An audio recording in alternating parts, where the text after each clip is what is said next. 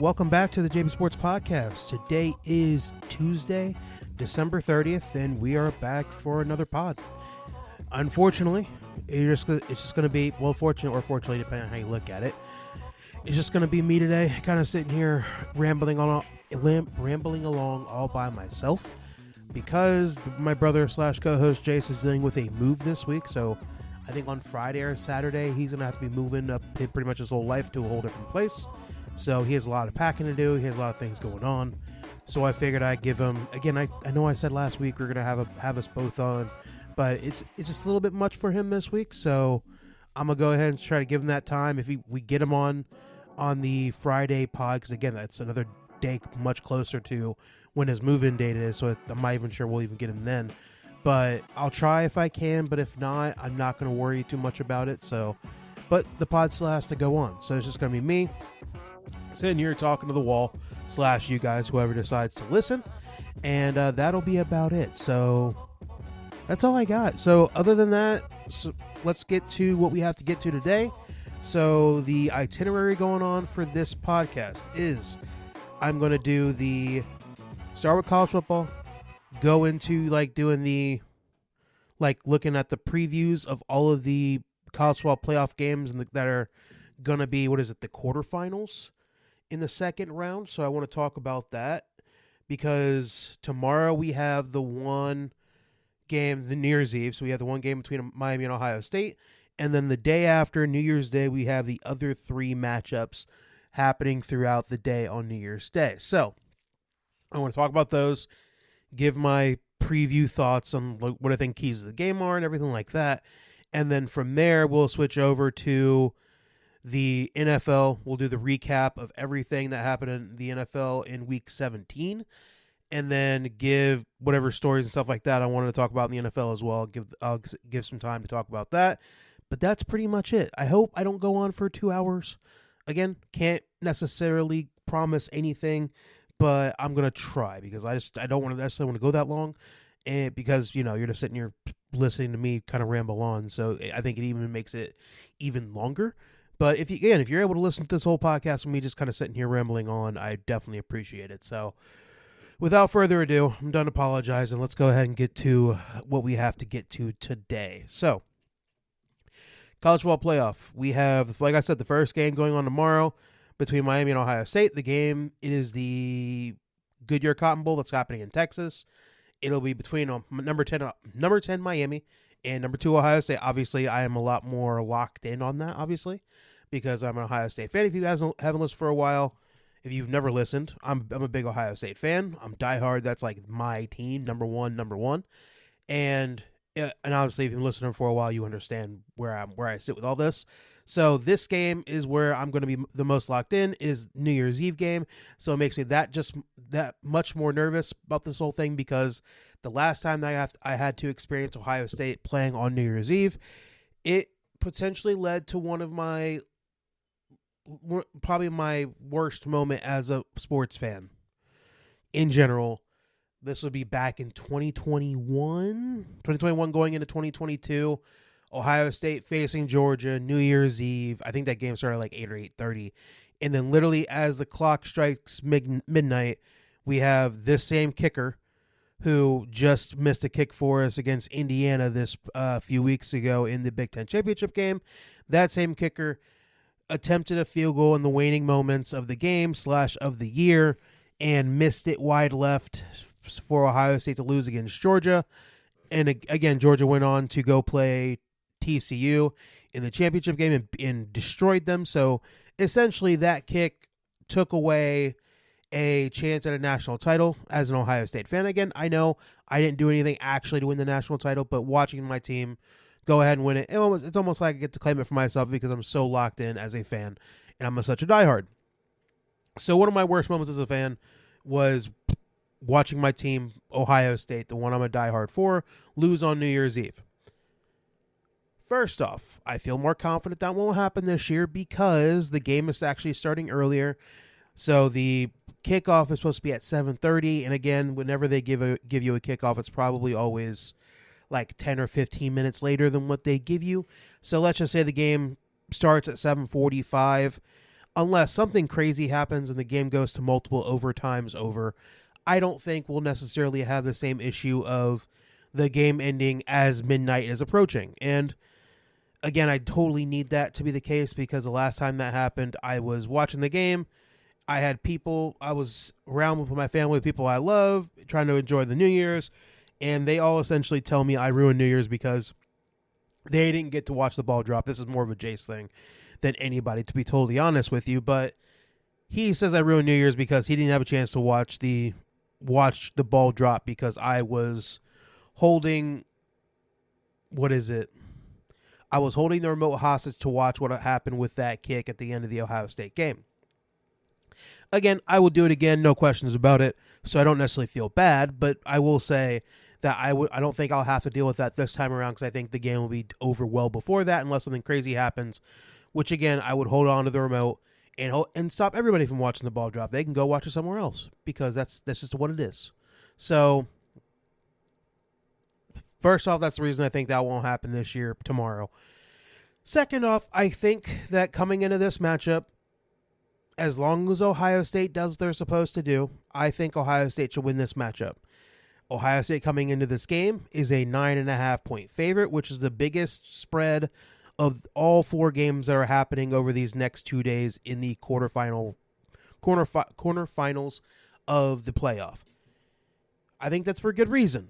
Everybody wants to, so this is where I obviously as a podcaster, I listen to everything, but even if I wasn't podcasting, I listen to everything anyway, and I kind of want to get a lot of people's thoughts about how they think the game is going to go, who has the edge against people that know a lot more football than me, because as much as football as I think I know, I'm not going to sit here and say I know more than anybody else out there, especially people that, have played the game or get paid real money to go out there and do it and talk about football and have their reputation aligned when doing so. So I watch a lot. So so this is where I get annoyed to a certain extent, right? Because the going saying about how this game is going to go is where a lot of people believe that the 9.5 points that Ohio State is getting is too big, and that these teams are a lot closer than what people think, and that if Ohio State, the 2 games they have played against the best defenses they have played this year are against Texas, when Ohio State only scored 14 points against that Texas defense, and then against Indiana, where Ohio State only scored 10 points, one of those games being in a win against Texas, the other one being against loss in Indiana, where Ohio State lost 13-10. And a lot of people want to make the claim that Miami can do the same thing to Ohio State's offense as those other teams.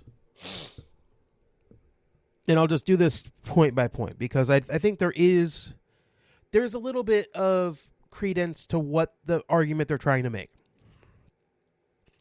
Miami's strength of their team is their front 7, okay?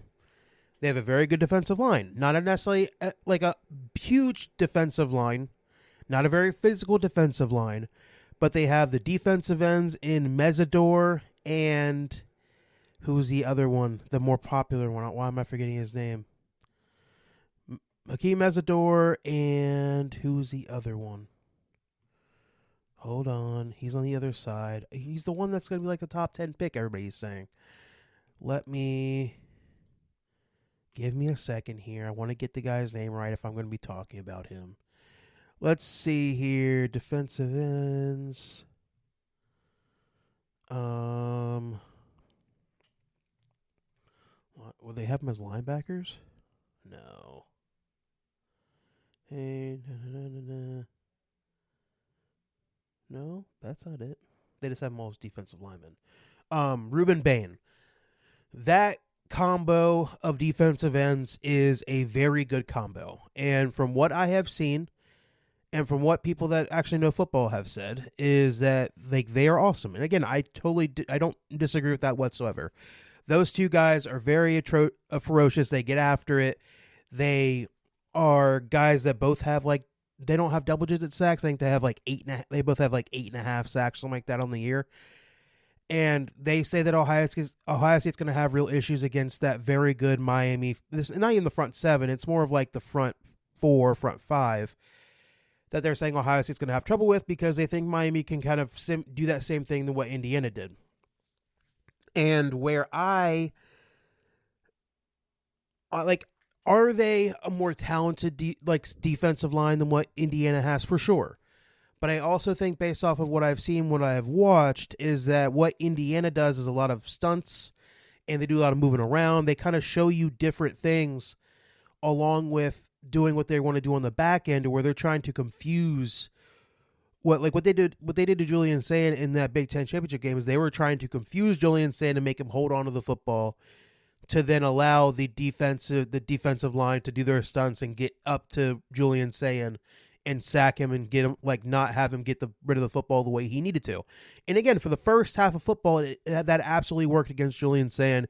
He did not know what he was looking at. And in the second half, he did kind of come alive and did a lot better in getting the football out and having the answers to the test, if you say.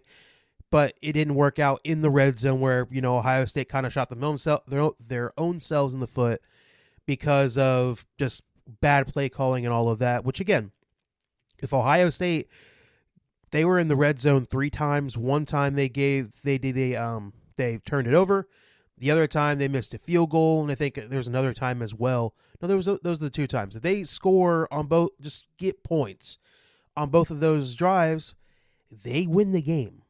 Ohio State only lost the game by 3 points against Indiana. And I think people are trying to create the same kind of defense out of Miami than what Indiana has. And I just don't think that's the case. I think Miami plays with they have a lot more talent on their defensive line. And I think their secondary has more talent, but I just don't think they have the same type of defense that can do what Indiana did against Ohio State. And what I don't think people are given enough credit for Ohio State's offense is, again, one thing is that Ryan Day is taking over play calling, because he has kind of taken over from Brian Hartline, because they pretty much have decided that Brian Hartline calling the plays and having that ultimate responsibility for Ohio State in this last run in the playoff is a little bit too much added on to the fact that he is now the head coach, going to be the head coach at USF, and he has to kind of run things going on down there while still trying to help Ohio State at the same time. So Ryan Day is going to have the play calling again, and he'll have the sticks. Again, it's always been collaborative, and Ryan Day has always had veto power, but I think ultimately, now that Ryan Day doesn't have to deal with all the other stuff, recruiting and all these other things, he gets to have a little bit more of his time and effort going towards the game plan, and I think this tends itself into being the best thing for the offense, because what Ryan Day does best is putting an offense together. And I do think that with that, along with the idea that Julian Sand now has gone through that moment of going against a defense that has confused him, and now he has had 25 days to review it, learn from it, and understand what he has to do differently the next time something like that happens. I don't think people give enough credit to Ohio State in that scenario, because they have gone through it before, that they just think that Ohio State hasn't learned anything from that scenario. Ryan Day hasn't learned anything from that scenario, and that Miami's just going to be able to recreate that, and it's going to be a huge problem for Ohio State. Again, in also thinking about Miami and the way they play their defense, they don't do a lot of crazy stunts up front. They let their athletes get after you, and they are going to let those crazy good defensive ends, they're just going to play fast, not as physical, because they're not necessarily as big as what you think they are when you talk about them being high draft picks and all of that. They do it with a lot more speed than they do with power, and they don't do a lot of crazy stunts up front. And their secondary is susceptible to play good wide receiver play. And as much as people want to talk about how crazy good about Miami Hurricanes defense is that they were going against the ACC all year long, and those don't have crazy good offenses that have to deal with. And what happened against Texas A&M, and people in Miami fans want to try to give the Miami offense credit for that game against Texas A&M, to where it was the wind, it was a problem. That is what led to the Miami offense struggling as much as they did. but you also have to give that same credit to Texas A&M and how their offense struggled as well, because they were dealing with that same weather out there in Texas during that game. So I just think that people are overstating the idea that Miami is going to be able to recreate what Indiana did to Ohio State, and that Ohio State won't be able to deal with that a second time. And that's where I'm like, I'm not sitting here saying that Miami can't do anything against Ohio State's offense, because I think, if anything, that's what they have to do in this game. Is Miami will have to really drag Ohio State into the mud and hope that Ohio State doesn't actually try to use the athletes on the outside, and they have to hope that Ohio State can't get the running game going, because if that's the case, I think Ohio State's going to be able to go up and down the football field against this Miami team, because I just think their secondary is very weak, and I don't think they have dealt with a pair of wide receivers like Jeremiah Smith and Carnell Tate, and not to mention, those two guys will be the healthiest they have been in a long time, including that game against Indiana. I think those two guys will be a lot more healthy. I think that Ryan Day will learn his lesson from how the red zone stuff happened, and how they were using way too much of the 2-3 tight end 3 or 4 tight end personnel, and I think taking away your best players in the red zone only takes away from the offense, and it makes it easier on the defense that you're playing against when they're trying to worry about what's coming next. So I think Ohio State's going to learn a lot of those lessons from that game against Indiana and play a lot better offensively. On top of the fact that I think when it comes to Ohio State's offensive line versus Miami's defensive line, I don't think Miami is going to turn into a different team altogether in these last 20 days to become a different defense than what they've been all year. And I think Miami's probably going to do a little bit of stunting and trying to help out their defense and do something that they have seen work against Ohio State before. But I don't think they're going to be able to transform their defense in that time and do something totally different. And I think even if that was the case, I think Julian Sand will be more ready for that if that were to happen. And Ohio State's offensive line, I think they'll have a better chance of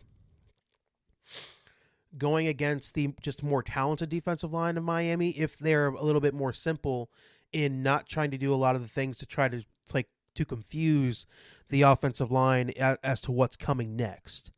And I think Ohio State will be able to deal with that. And I think even if I'm not sitting here saying they're going to turn it all the way on. I know they're replacing a right guard, but I just think in general, all of that, I think Ohio State will be able to handle it. And I think I'm not going to sit here and say they're going to lock down Miami's defensive line altogether. I just think that Julian Sand's going to know what he's getting himself into. The offensive game plan will be a lot better. And I think he'll be able to get the ball out effectively and just keep the offense moving. I think Ohio State will be able to run the football with Bo Jackson enough to keep Miami's defense on their toes. And I think Ohio State will be able to find some success in getting up and down the field that way. Not to mention everything that Jeremiah Smith has said about what people have said about him going to Ohio State instead of going to Miami, where he is from his home state. And he's talked about how so many people have said very bad things about him being a traitor and all the other things. And he says he's going to make Miami pay in this matchup for it. And I'm so ready to see very as talented of a player as Jeremiah Smith is, and now he's going to be properly motivated. I'm not even saying properly. I'm saying overly motivated in that way. I think he's going to have a crazy night. I really do, because I just don't think they have anybody that can go one-on-one against Jeremiah Smith. I think there are bigger receivers. Again, Miami has a bigger secondary. I just don't think they've dealt with receivers of this caliber. And not to mention, Miami is missing one of their starting corners. And guess what? Now, Carnell Tate's going to have to go against the number 3 corner on their team. And I just think that Carnell Tate's going to eat against whoever he has to go against.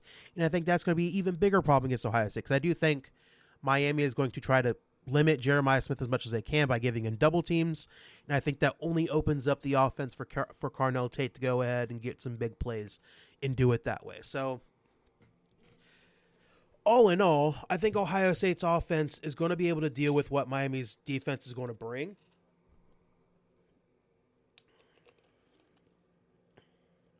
And I think that's going to be something that can go in Ohio State's favor. Now for the other way, between the Miami offense going against the Ohio State defense. And this is where I think that Miami is not going to be able to put up the same game plan as a team like Indiana and be able to have success against Ohio State, because let's start with Carson Beck as the quarterback for Miami.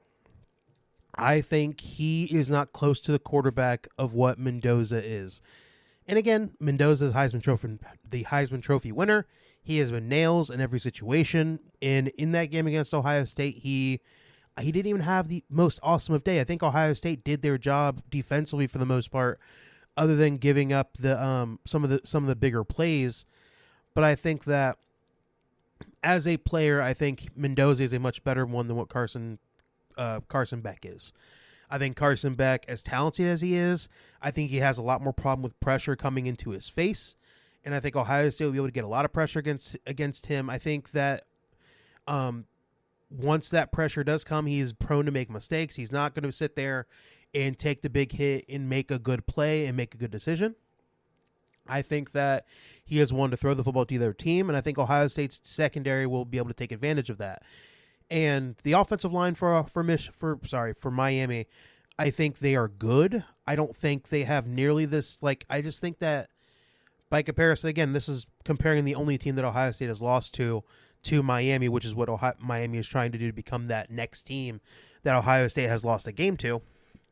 I think as offensive line, I think Miami has a potentially more talented offensive line, but do I think they work in the same way? And do I think they, as a fully line together, work the same, are as efficient and as good at stopping the pass rush and all that? I just don't think so. And and this is where I will kind of give Ohio State a little bit of credit here. If there is a officiating crew that is willing to call holding at all in this game, I think Ohio State will be able to be just fine, because I think in that game against Indiana, Ohio State got held practically every play, and those referees never called it. Never, ever, ever called holding in that game. And that was the most annoying part of that game whatsoever. So I just think that if the officiating crew is willing to call holding as it's happening, it happened to Ohio State in that game against Indiana, I don't think Miami is going to be able to totally lock down Ohio State's pass rush from getting after you. Caden Curry and Kenyatta Jackson, I think they're going to be able to get after Carson Beck. And I just think that there's no way Miami is going to be able to run the football effectively against Ohio State on a play-in, play-out basis. And again, as much as I think Mark Fletcher, their running back, is very good, I just don't think he is going to be able to do it all by himself.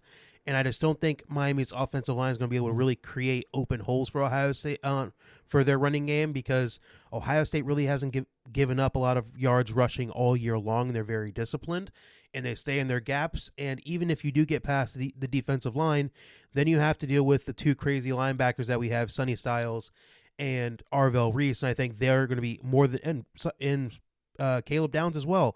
Those three guys are all going to be ready to fill up the gaps and kind of come get you if you do get past that first line of defense.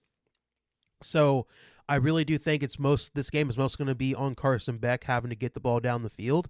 And I think he's going to have a lot of pressure in his face. I feel like he's going to make some mistakes. And thirdly, I just think when it comes to their wide receivers, they have Malachi Toney, who is a very good receiver, but he is small. He's not overly fast, and I just think he's very shifty, and I think he's a superstar in that fact of getting the ball after the catch and making a guy miss and making big plays that way. So that is where I think that Ohio State is probably a little bit more, what is the word I'm looking for, capable of dealing with him, because I think in the secondary we have a lot of good athletic players that are going to be able to get him down to the ground. And in this offense for Miami has been the same way all year. If they're not getting the ball to Malachi Toney, they don't have a lot of other guys when it comes to wide receiver and tight end that are going to scare you. And I think that with Ohio State secondary being as good as it is, I think that they don't have to deal with a big set of wide receivers from Miami. And I just think that, and not overly fast, I just feel like Ohio State secondary is going to be able to deal with Miami's wide receivers and not give up a lot of big plays. And if that's the case, and they're going to make Miami earn it all the way down the football field, that's only going to be more plays for Carson Beck to have to make good decisions rather than bad decisions. And I think more often than not, he's going to be making bad decisions and potentially giving Ohio State a chance to get the ball back and get it back for the offense for Ohio State. So I just think all in all, I give Miami a puncher's chance because I'm not crazy enough to sit here and say 0%. There's 0% Ohio State loses this game, because I think I think Ohio State can be more than susceptible of shooting themselves in the foot like they did against Indiana earlier in the Big Ten championship game. I think that is a possibility to happen. But I just think that what Ryan Day has showed last year and then this year is that he's not going to make the same mistake over again. I think Julian Sand has shown the exact same thing. If he's not going to make the same mistakes as he did once before, he's not going to make those same mistakes again. And I think and not to mention, I think Ohio State's going to be more healthy than they've been in a while. And I think that all together, I think Ohio State probably wins that game. Do I think they win this game by 9 points or more? That is where I get a little iffy. If I had to lean one way or the other, do I think that it's more likely that Ohio State wins close or wins this game by multiple scores? I think it's probably closer to Ohio State winning the game by multiple scores. Because at the end of the day, when it comes to coaching, Ryan Day is a much better coach than what Mario Cristobal is in Miami, especially in-game, making adjustments. That's never been Mario Cristobal's strength. His strength is recruiting and being able to spot talent in the trenches, and I think he's very good at that. But when it comes to in-game adjustments and making good decisions, Mario Cristobal isn't close to what Ryan Day is on an in-game basis. So I think all in all, Ohio State has a lot of things going its way, and I think Ryan Day is not going to be a coach that's going to let his team come out flat and be kind of like Oregon from last year, where Oregon had to face Ohio State in that first round in their first game that they had to play since they had a bye. So I just think all in all, I think Ohio State wins the game, and I think we win the game relatively comfortably. So I would probably say, if I had to make a score prediction, I'd probably say Ohio State 24, Miami 10. Is probably where, and I might be a little a little generous by giving them 10 points. I just don't think their offense is going to be able to move up and down the field against Ohio State's defense. I just don't think that's going to be the case. And I think in general, I didn't mention this before, but I do think this is a game Arvell Reese is going to be able to turn on the pass rusher mode, is what they kind of haven't done in the last couple months, because they've been dealing with a lot more mobile quarterbacks, and I think Carson Beck can't run away from pressure at all. So if they can engage Arvell Reese and Sonny Styles to be able to blitz a little bit and get after Carson Beck a little bit, I just think that's going to be even more in making Carson Beck make some bad decisions. And I think it's going to play into Ohio State's hands. So all in all, I think Ohio State wins the game, and I think they probably win it by the 10 points. But again, it's just a lot of points. A lot of points that have to be guaranteed to win by, but I think Ohio State can for sure do it. Next game, we have Oregon at Texas Tech. But this doesn't really matter because this game is in Miami, I believe. I think it's the Orange Bowl, right? Or am I crazy? It's the Orange Bowl. So this game's going to be played all the way in Miami. Both of these fan bases are going to have to make a really far they're going to have to make a very far travels in order to get to the destination of the game. Texas Tech fans will be a lot easier for them to get there than Oregon. Heck, Oregon's pretty much going as far as you could possibly go from place to place in order to watch that game, at least in person. And the way I see this game going, I think Oregon probably wins the game, to be totally honest with you, because the way I look at it is that Oregon offensively against Texas Tech defensively. I think Texas Tech's biggest weakness defensively is in their secondary. And I think the front seven is where Texas Tech does have that's where they put all their money in NIL and all of that. But I just think that Oregon's offensive line is going to be able to hold up, at least I think for the most part. And if Oregon's offensive line can hold up against the pressure that Texas Tech can bring, and then not only that, can start hitting some bigger plays downfield, running the football. I'm not sitting here saying Oregon has to run the football run it for a bunch of yards. But if they can just keep Texas Tech on their toes and to not be able to just pin their ears back and get after, why am I forgetting quarterback's name now? No, this sucks. Why? It's Dante Moore. If they can't pin their ears back and go out get after Dante Moore all night long, because Oregon's able to run the football effectively and kind of get the ball going that way. I just think that it's going to be very hard for Texas Tech to stop Oregon from getting up and down the football field and eventually scoring. And I just think that Oregon's going to be able to run the football relatively. I'm not sitting here saying they're going to dominate and run the football that way, but I just think that they're going to be relatively effective at just moving the football no matter what they do, running the football and then being able to do play action pass. And then Dante Moore, once he does have to throw the football, usually makes very good decisions. And I think as long as he can stay upright and clean, I do think they should be able to do what they want to offensively. And then Texas Tech, when it comes to their offense against Oregon's defense, I think that Morton, the quarterback for Texas Tech, has claimed that he is healthier than he has been in months, and they're saying he's out of the boot, and because he was playing with a hairline fracture, I believe, in his fibula, I believe. He was saying he's very healthy. He's going to be able to go out there and give his all and be better than what he's been in a while. I'll give them that and say that that's the case. I just think that Oregon's defensive line will be able to get after Morton and be able to get through Texas Tech offensive line for the most part. And I think if that's the case, I think it's going to make it very hard on Texas Tech to be able to score. And I think Texas Tech, their biggest issue that all year has been scoring in the red zone and being able to convert not field goals, but touchdowns. And I think Oregon's defense is going to be able to get after Texas Tech and really keep that from happening. So all in all, I just think this game kind of plays into Oregon's hands. There's a reason why Oregon coming into this game is a 2.5 point favorite, even though they're the lower seed in this matchup. And I also think that Texas Tech's fans will be able to be a lot more.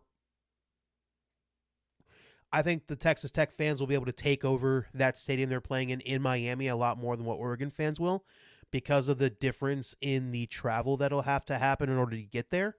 I think all in all, I think Oregon does have some things to have to deal with in this game, but I think they're more than capable of doing so. And I think Texas Tech really does, as much as they're a good team and they have some real dudes on that team, I just don't think they have enough overall. And I think that secondary for Texas Tech is really going to be an issue against Oregon's playmakers, wide receiver wise, and their tight ends. I just think overall, I think Oregon is the better team in this matchup. I think they win. Oh, I didn't mention Jace. He also made his picks, even though he's not here. Jace picked Ohio State to win, and he also picked Oregon as well as I did. So, but yeah, I think Oregon wins that matchup against Texas Tech on New Year's Day. Next game, we have number 9 Alabama at number 1 Indiana. Indiana's a 7-point favorite. This game is happening in the Rose Bowl. Let's see here. The weather. This is something I've been watching a lot of coverage of what this game is going to be on New Year's Day. And one thing that not a lot of people have talked about is that usually it's California. They say that it's every day, it's a sunny day and looking perfect.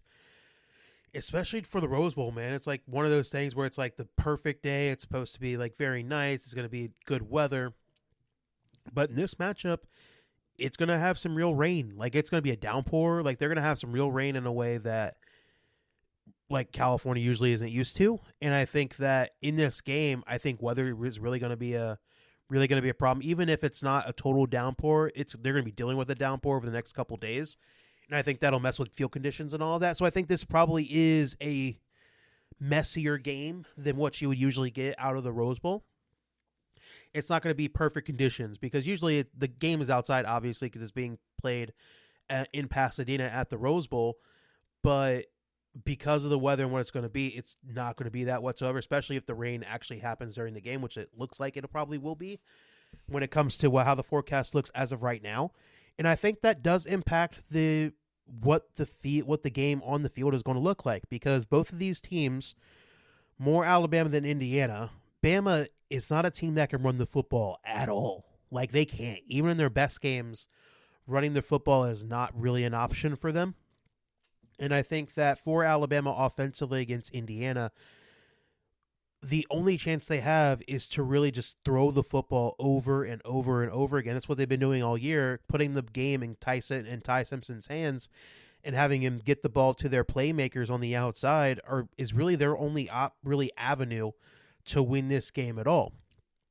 And I think because of that, and because this weather might play into Indiana's hands, because I think Indiana offensively is a lot more multiple. They can run the football, they can throw if they needed to. I think they have a lot more avenues to be able to go down to win the game if they have to, and I think Alabama doesn't. And I think all in all, if they can't put the football in Ty Simpson's hand and he can't like throw them to victory, I don't think they have much of a chance to get the job done in this scenario. Because I think, like I said, can't run the football. Wide receivers are like really that like throwing the football is their only way to do it. And I think Indiana, even though they don't have their best pass rusher, why am I forgetting the guy's name? He's like their best defensive lineman. Hardy, I believe. He's their guy leading in sacks. Is it him? No, it's not Hardy. Who is the defensive lineman? I'm forgetting his name. He's like their best one. And he's their guy that's like the most. It doesn't really matter. But he's like their best defensive lineman got hurt after playing Ohio State. He was like celebrating with the fans in the stands. And he was jumped up to try to give high fives and his knee buckled. So he isn't even going to be able to play in this game. But I think even with that, I think Indiana has a lot more. I'm not sitting here saying they're monsters and are able to like get after Alabama in that way, because I just don't think that's what their game really is. Their game is to like a lot of stunts up front, and they're going to try to confuse you on the back end. And I think that they're going to be able to do enough to kind of keep Ty Simpson on his toes, especially if the weather kind of plays in Indiana's favor. I just think that Indiana's defense has a lot of guys that can make life hard, and they're always in the right spot. You're never going to, especially because from what I've seen from Indiana this year, their defense is not going to get beat because they are in the wrong spot and giving up big plays. Like, their defense is going to get beat because you're going to have to earn it all the way down the football field, and you're going to have to score the long way. And I think that if Alabama can't throw the football where they need to with Ty Simpson, it's going to be very hard for them to do so. And with that, I just think that this game, I just think Indiana has more ways to win than what Alabama does. And going to the other side is, again, for Indiana's offense against Bama's defense, I think for Mendoza, the quarterback for Indiana, is nails. I feel like he has been a baller in every scenario. And I think Bama's defense is very good. And I think that they're going to be able to play one-on-one against Indiana's wide receivers more often than not. But here's the problem is that what Indiana likes to do, they do a lot of run-pass options. And again, Mendoza's not going to be the guy to run the football. It's more going to be like, hey, I'm going to show run, and then if you give me the opening to throw it, I'll do so. And I think he's very good at that. And I think that they have very good wide receivers on the outside to throw the football to. And again, if the weather's going to be going against Alabama, it's definitely going to go against Indiana when it comes to throwing the football around. But the thing is that Indiana has a very good set of backs, and I think they're going to be more than happy to go and run the football for 150 yards, 200 yards to win the football game as well, in a way that I don't think Alabama is going to be able to. And I think Bama's strength defensively is not going to be in their front seven. It's more of their back, their backfield is where their strength is of their defense. And I think that if this game turns into an ugly matchup where running the football is going to be the way to get the job done, I think Indiana is more than capable of doing so in a way that Alabama isn't. And I think Indiana is going to be more than happy to kind of do what they have to do in order to do so. And then if they need to throw a little bit less, that's exactly what they'll do. And I think Mendoza, when given the opportunity, will make the right play when the moment arises, in a way that I think Ty Simpson is more likely to make the mistake, especially with how he's been over the last few months, like last month or so, where he's been a lot more prone to making the bad mistake. So, and not to mention, Mendoza is not going to make the same mistake as what Oklahoma's quarterback did. Why am I forgetting that guy's name? Why am I forgetting? Hold on, let me get back to it. John Mateer. He is not, like, Mendoza's not going to make the same mistake John Mateer made and have an open, like, make a very bad mistake of making the pick six, throwing the pick six that Mateer did in the first round of the playoff game. That's just not what Mendoza's going to do. And I think if he's not going to make that same mistake to kind of help out Bama's defense, I just don't think there's a real way for Alabama to win this game straight up if Indiana doesn't cough the ball up to Alabama. So All in all, I think Indiana wins the game. By 7 is probably going to be a little weird, especially with the weather goes as badly as what they're saying it's going to be. So Jason and I both pick Indiana to win that game. It might be a little bit closer than the 7 points, but I do think Indiana wins. Next and last game, number 6 Ole Miss going to number 3 Georgia. Georgia's favored by 6.5. They've already played before, and Georgia won the game, and that was with Ole Miss having their guy in Lane Kiffin being their coach and their play caller and doing it that way. Ole Miss did make that game very difficult, but in the end, they just weren't able. Actually, no, was that game? Georgia won that game the first time, right? Hold on. Yeah, Georgia won the game the first time. So it was a scoring matchup. 45-35 is what Georgia ended up winning that game, and that was with Ole Miss having Lane Kiffin as their play caller and head coach, and now they're going to be without him in this matchup. So that is going to be a big downgrade for what Ole Miss is going to have to deal with in this game. On top of the fact that I think Georgia, even though I just don't think they've been necessarily consistent offensively, I just think Ole Miss defensively is not going to be good enough to lock down Georgia from being able to do what they want to do in this game. I think that all year, Gunnar Stockton, even though he isn't amazing, he's not going to blow you away with what he does on the field, but he is a gamer. He is going to make some good decisions, and if you're going to give him some open guys to throw to, he's going to get the job done. And I think Georgia's kind of figured out the running game a bit to where they are running the football more effectively now than what they were at the beginning of the year. So I just think, all in all, I just think Georgia offensively is going to be able to at least be more consistent in what they've been all year in comparison, because I think Ole Miss's offense, even though they have all the same dudes, Chambliss as their quarterback has been nails all year long. He's been very good. But I just think that if he can't go insane, and if they don't have the same coach and play caller in Lane Kiffin to kind of open up the offense and kind of scheme some things open for them, it's going to all rely all on Chambliss to go out there and be absolutely insane, not only running the football, but throwing and making good decisions. And I think that's a little bit too much to put on his plate. And Kyron Lacey, their running back, is a very good running back, but I just think that Georgia defensively is going to be able to kind of key in on that. And I think, all in all, I think Georgia will want Chambliss to – no. They're probably going to want to stop Chambliss and make them run the football to win the game. That's has not been Ole Miss's MO all year long. I don't know. I just think that Georgia's a better football team. They have all their coaches. Ole Miss, without Lane Kiffin, without a lot of their guys, when it comes to their coaching staff offensively, they do have the offensive coordinator in. He did come back from Lane Kiffin's staff to coach in this playoff run, but I still don't think that's enough. I think Lane Kiffin really has kept all the play calling duties to himself. So just assuming that it's going to be just as good without Lane Kiffin there to call the plays is probably a mistake. So I just think, all in all, this game already happened once and Georgia won. I just don't think it's going to change this time around. And I think how do I say this without feeling like disrespectful? I do feel like Ole Miss in that first matchup against Tulane, again, it was against Tulane. I think Ole Miss had one time where they could go screw Lane Kiffin for leaving us. We're going to show him. Okay. Do I think they can hold on to that for a whole playoff run? I don't think they can do so, especially against a Georgia team that has seen this team before. And I just feel like Georgia's going to know what's coming, and I think they're going to be ready for it. And I think that Georgia offensively is going to be able to, they're going to be able to move up and down the field against Ole Miss's defense, because Ole Miss's defense has been their problem all year long. So I think if this does become a shootout, I believe in what Georgia has a tad bit more, even though Georgia's kind of been up and down all year. But I just think that Ole Miss is not going to be able to force Georgia into doing what stuff they do not want to do in this game. Again, I think it will just take a complete collapse by Gunnar Stockton in that offense for Georgia in order for them to win. And I just don't think that's going to happen. So I think Georgia, Ole Miss, I'll take Georgia to win. Jace also picked Georgia. They're a 6.5 point favorite. I think it probably sits at around that number. They don't have to deal with weather.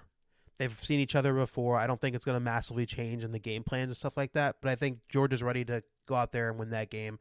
And I think Ole Miss I think their run ends here, to be honest with you. And I think Georgia's going to be the one to do it. So That's it. So that's all the college football playoff games that are going to happen over the next 2 days. And hopefully, if everything goes correctly, I'll be a very happy guy when I come back on the next pod and do the reaction to all these games that happened. I'll be a very happy camper. But if not, it won't be great. Well, I'll talk about it then. But I do think Ohio State's going to get the job done. And I think I'll be a very happy camper on the next pod. So all in all, I think that these games should be fun. I think all of the favorites probably win because I just think these teams are just a lot better than the teams that are coming in. Because Oregon's considered a favorite even though they're the lower seed. So I think all the favorites win. And I think this will be a little bit more chalk. But if I had to pick a team that I think the upset can happen, maybe Bama, maybe Texas Tech. I just don't think Ole Miss is going to beat Georgia. So I think if I had to pick the most likely underdog to win, I think Miami is definitely an opportunity. But if I had to pick one team that has the best chance to kind of pull off an upset in this scenario, I would say maybe Texas Tech. Yeah, maybe Texas Tech is the best one I had to pick. Yeah, that's all I got. All right, so that's it for the college football games. And let's go ahead and go on to the NFL, where we'll do the recap of the games that happened in Week 17.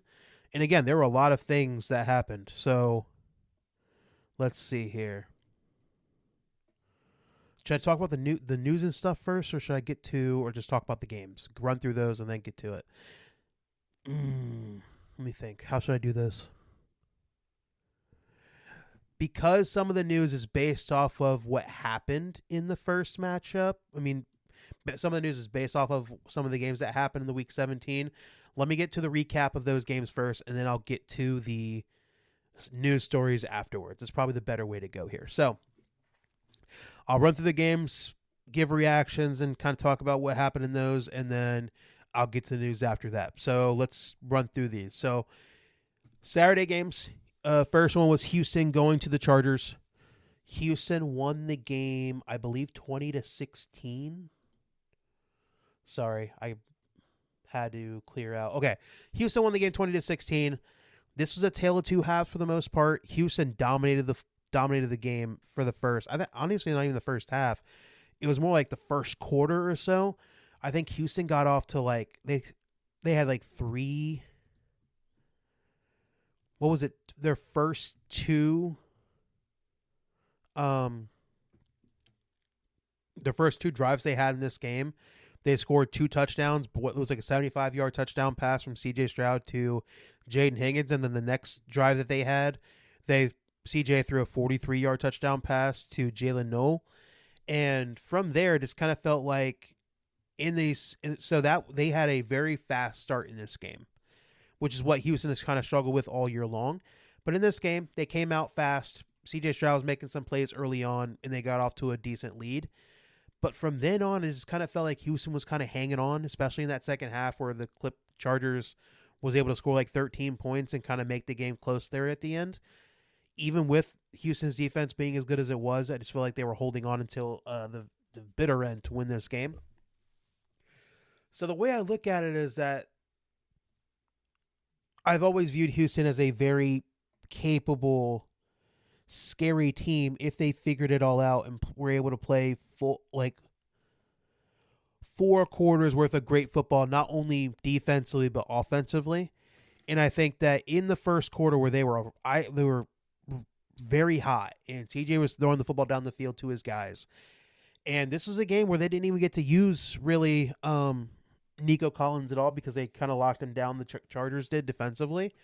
So I just think that if Houston can not have the totally bad half, if they can just play a full 4 quarters worth of great offensive football, they're going to be a very hard team to stop because defensively, Houston's going to bring it. I've been saying all year I think Houston's defense is the best in the NFL. And I think that if Houston can figure it out offensively and they could just play consistent football, I have been that guy that's been more on the bandwagon of talk about how Houston can be the best team in the AFC and kind of run through it and maybe get to a Super Bowl. But in this game, first half to second half, it was a bit of a struggle.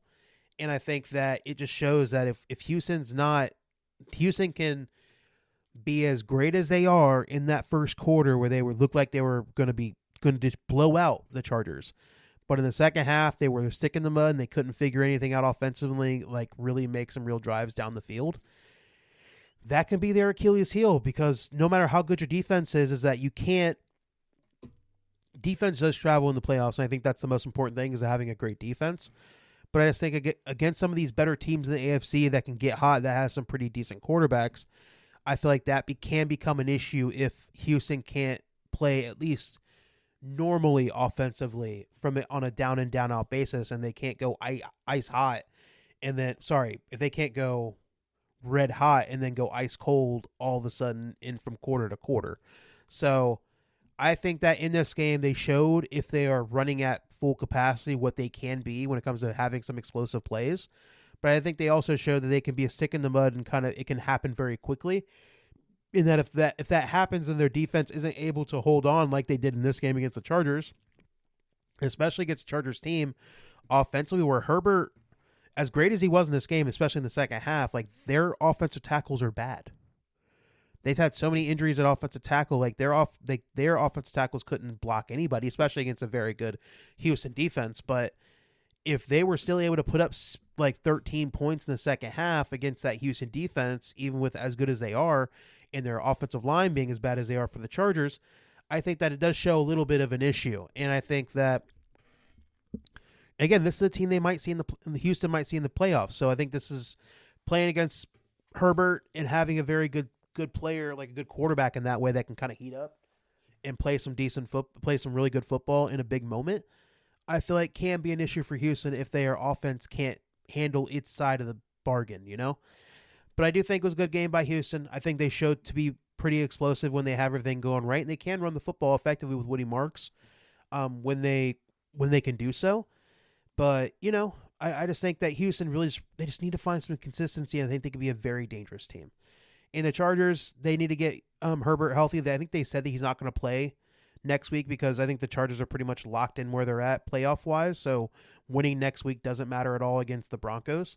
So Herbert's going to rest and get healthy because he's been going through the ringer for the past month because of how bad their offensive line has been, and he's still dealing with that broken left hand. I think that just giving him that extra week off will be very good for him, and hopefully he'll be able to be his best self by the time they get to the playoffs, because they need him, man. If he's not playing his best ball, I just don't think the Chargers are a team that can like go and make a run without him being his best self.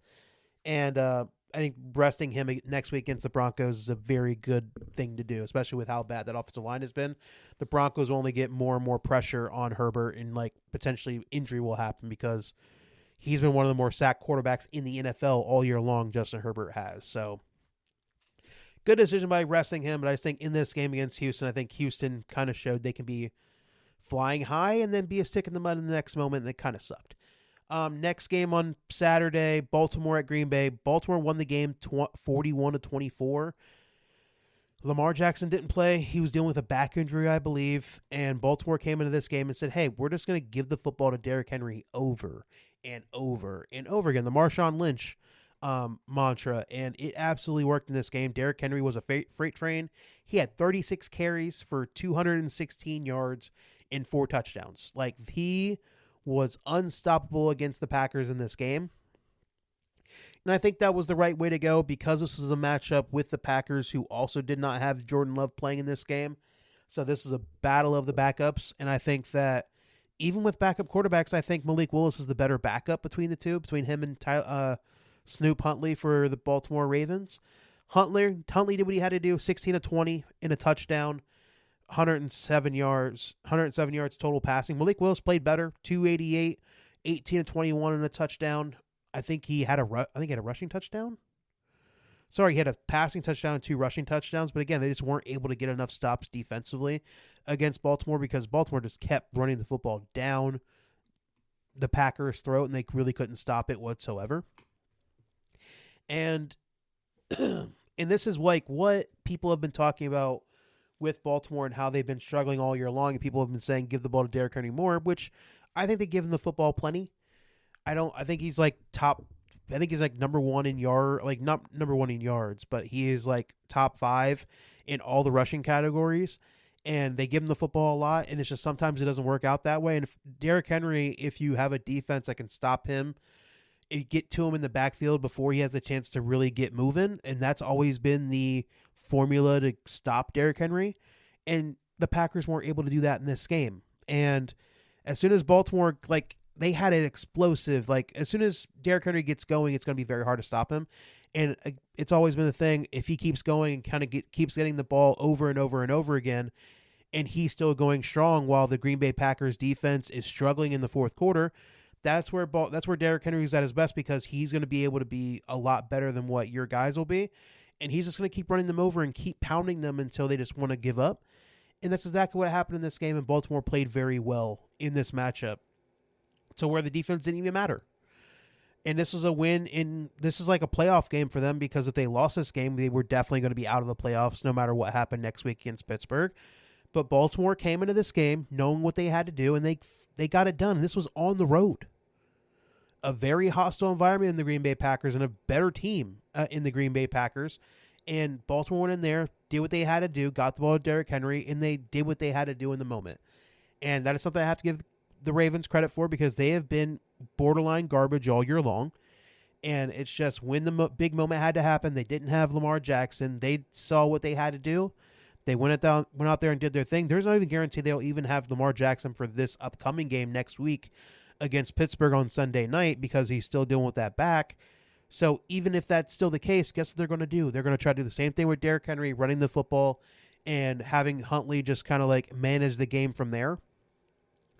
And that's what they're going to do, because they just know in the moment, they just know how to offensively, more often than not, they just know how to go ahead and get the job done in a way that some other teams don't. I'll get to who I'm talking about in a minute. But they were just a much better team that night against Green Bay. And I think with Jordan Love, I think it would be a different game, but I just think it didn't matter because Baltimore just got out to such a fast start and they were running the football so effectively, it just didn't really matter. But Malik Willis played great. I think he's probably one of the better backups in the NFL, and I think that in the offseason, man, there was going to be some teams that trick themselves into thinking he can be a real starter, and they're going to give him some real money. He's probably going to go and play relatively well, but not nearly as good as what he has shown to be with this Packers team, having a very good offensive coordinator / head coach to lead the way. And I think that's going to take away from it a little bit what he can be for other teams. But Malik Willis played a very good game, man. He had 288, 18 to 21. And then he also had 9 carries for 60 yards and 2 more touchdowns on top of the passing touchdown that he had. Christian Watson, 5 catches, 113 yards and a touchdown. So the Packers in most games probably would have won the game, but it's just Derrick Henry had one of those Derrick Henry games, and he was absolutely awesome. Anybody that had him in fantasy, he absolutely destroyed. He was insanely good. All right, next game. We are on to Sunday. We have Arizona at Cincinnati. Cincinnati won the game 37-14. Joe Burrow, 305 yards. Played an absolutely amazing game. Chase Brown, I don't know why I act like I didn't know his name when I did. 22 carries, 101 yards, and 2 touchdowns. Jamar Chase had a Jamar Chase-like game, 7 catches, 60 yards, and 2 touchdowns. Let's see here. T. Higgins, 4 catches, 59 yards. Gesicki, a couple catches for 47. It didn't really matter. Cincinnati absolutely destroyed Arizona. This was at home. And like I said, Joe Burrow, when he's playing at his best, they just can't be stopped, at least offensively.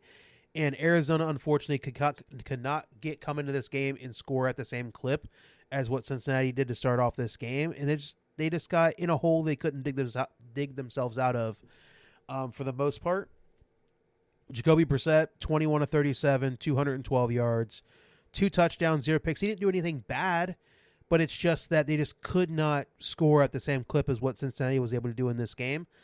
They couldn't run the football as effectively as the Cardinals did, but again, it didn't really matter because they got down so early, so fast, that it kind of took them out of running the football the way they would usually like to. They only had 42 yards rushing in this game. It didn't help that Cincinnati was able to run the football as effectively as they did in this game as well. They had over 120 yards.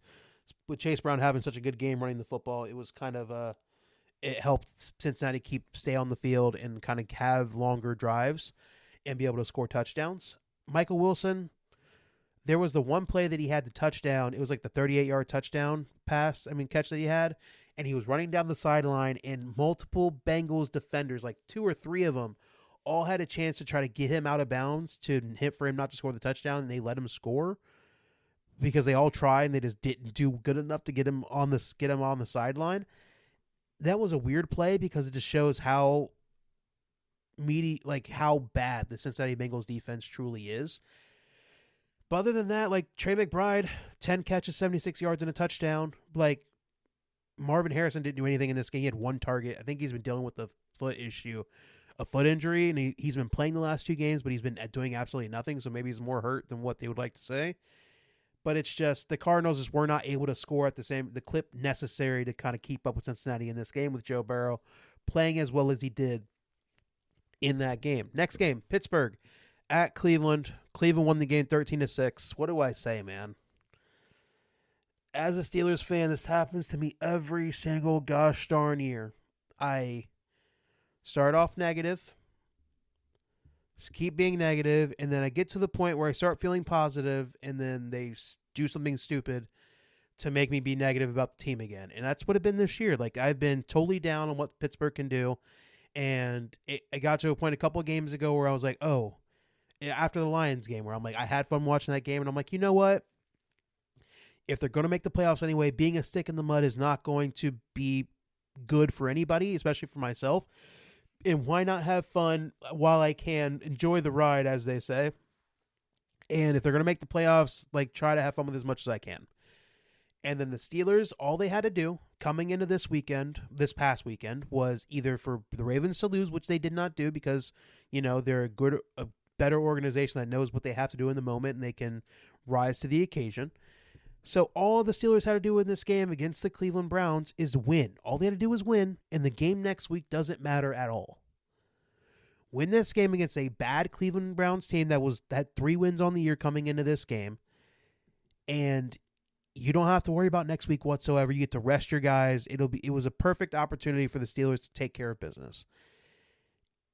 And the Pittsburgh offense scored 6 gosh darn points. 6.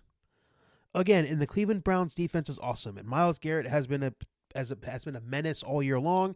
And one of the main storylines coming into this game is how Myles Garrett needs 1 more sack to break the all-time sack record.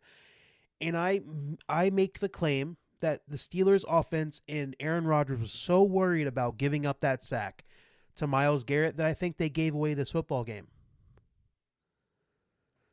I really do. I really think that he was watching Aaron Rodgers in this game, he was so worried about anybody breathing down his neck. It wasn't just Myles Garrett, because I think it'd be crazy just to say they were worried about one guy, even though they kind of shifted the line towards Myles Garrett no matter where he was every single time, which I think they did put a great amount of resources in trying to stop Myles Garrett from getting that sack record, which it worked. He didn't get a sack, but I think that the Steelers paid the price in losing this game because of how much Aaron Rodgers was worried about it every single time. Anybody in a Browns uniform was breathing on him, he was throwing the football away and not trying to hold on to it whatsoever. And I think without DK Metcalf being your number 1 guy, your big play receiver, I think that they could not keep the Browns honest at all defensively, because they couldn't throw the football down the field whatsoever, because they don't have a guy that can win a one-on-one matchup at all. And especially once Washington went out the tight end, he was a big play, even though he's not getting big plays down the field, but he's just a big target that Aaron Rodgers could rely upon. I think he hurt his forearm and couldn't really play in the second half. And I think the Steelers ran the football relatively well. I think Jaylen Warren had 64 yards rushing, and Gainwell had another. I think they ran the football for like 131 yards total in this game. So, like, they ran the football relatively well, but it's just in the red zone where they had it a couple times, the Steelers just could not convert and get points the way they needed to. Especially at the end of the game where all they were down the 7 points. All they had to do was score, and they'd tie the game to get it to overtime, and they couldn't get it done because guess what? They don't have a one-on-one guy that can go win his matchup. And not to mention, they had 4 plays in the red zone, And there was a couple plays where Aaron Rodgers missed because he was so worried about the pressure in his face that he didn't make the right read because he's so worried about getting sacked by Myles Garrett and being on the wrong side of history. And that offense was so worried about Myles Garrett. And I'm just like, and this is what got me because I had this feeling well before anything I had heard Myles Garrett say anything. And then he said the exact same thing after this game. In his press availability was that he said they were so worried about me breaking the sack record against them that's what bit them in the butt, and that's how they lost this football game. And I felt that way before he said it, and then it pissed me off even more that he had the opportunity to say it, and there was a smug look on his face while saying it. Again, I've never doubted he's a great player, but it's just I always hate that dude. Not as like I hate him as a human, but like as a competitor, as a player that plays for a team that is not my own. I'm not a fan of his at all. And the fact that he got to say that again about my team, and he was right, and I already felt that way, made me very upset. And I'm not going to blame the Steelers' defense. They did their job for the most part. They gave up that one touchdown drive in the first quarter. But other than that, they locked down Shedeur Sanders. They got multiple picks out of Shedeur Sanders in this game that put the Steelers in good field position to go on there and score, and they only managed to score 6 points.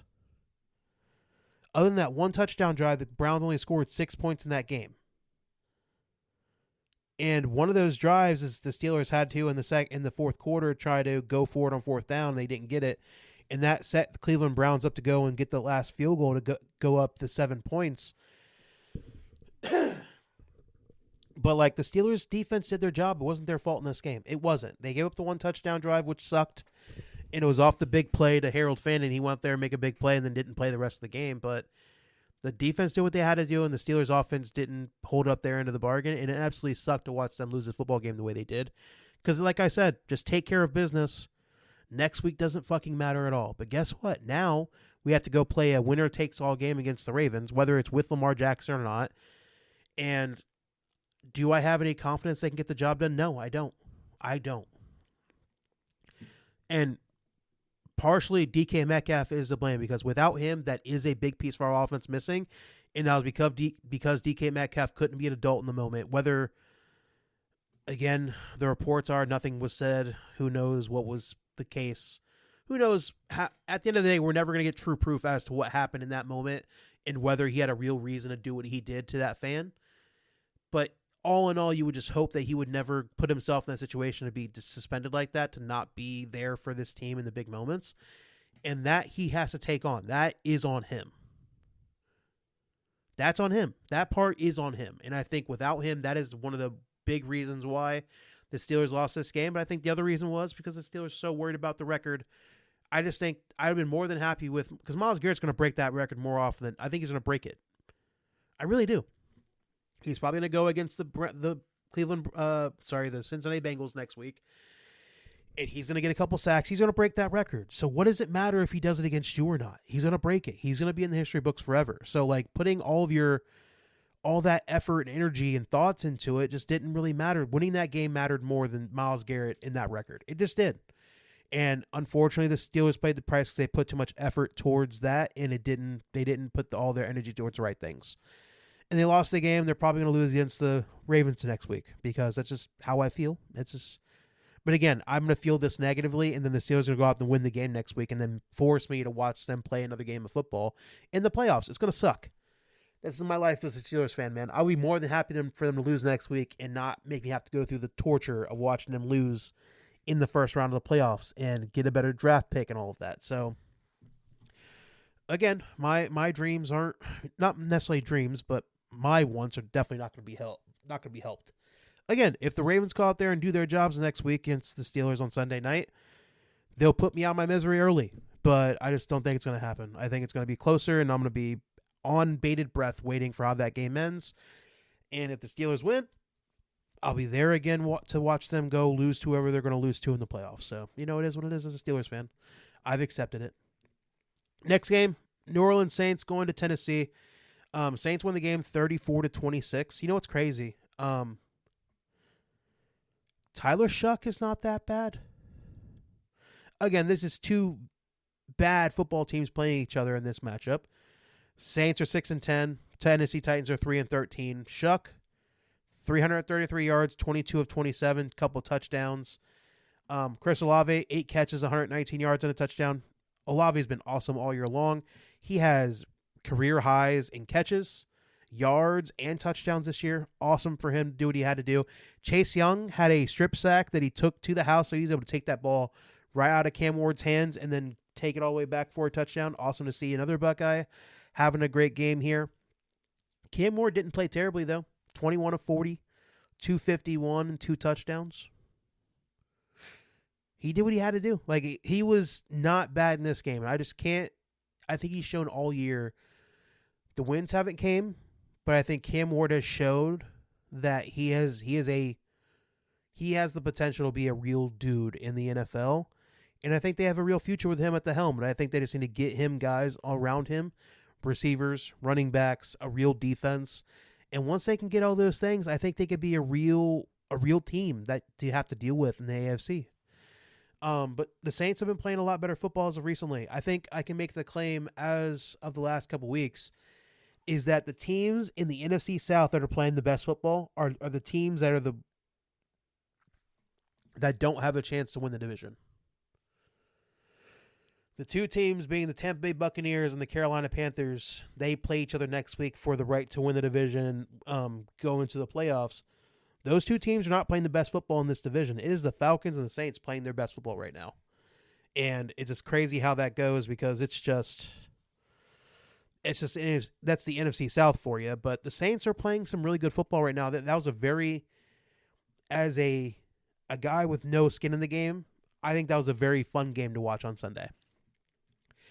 Next game, Jacksonville going to Indianapolis. Jacksonville won the game 23-17. Trevor Lawrence had another great game, 23 of 37, 263 he did have an interception, but Trevor Lawrence did have like another 2 touchdowns rushing, I believe. Yeah, Trevor Lawrence 8 carries, 26 yards and 2 touchdowns. Travis Etienne 17 carries, 76 yards. I think they ran the football for like 121 yards total in this game. Parker Washington had a great game, 8 catches, 115 yards. Brenton Strange had 54 yards off 3 catches. Brian Thomas Jr. had 4 catches. Jacoby Myers had 6. It was a little bit of a rock fight. I'm not going to lie to you. The Jaguars weren't able to score in the red zone as much as they needed, as much as they would have liked in this game. But they got the job done. They did what they had to do. Again, they're playing against Indianapolis Colts team that was 8-7, now 8-8 after losing this game. Phillip Rivers wasn't great. 17 of 30, 147 yards, 1 touchdown and 1 pick. Jonathan Taylor, 21 carries, 70 yards and a touchdown. And it's just the Colts just weren't able to score enough to win this game, especially in that second half where Jacksonville kind of turned it on. But it was a close game, though. I have to give Phillip Rivers a lot of credit. He came back and played in these games a lot better than I ever thought he was going to. I think they've already said that he's not going to be starting the last game of the season. They're going to throw in Riley Leonard to be the starter for the 17th game next week. So Phillip Rivers coming back and playing the games that he did, I think played a lot better after a 5-year layoff. He's 44 years old.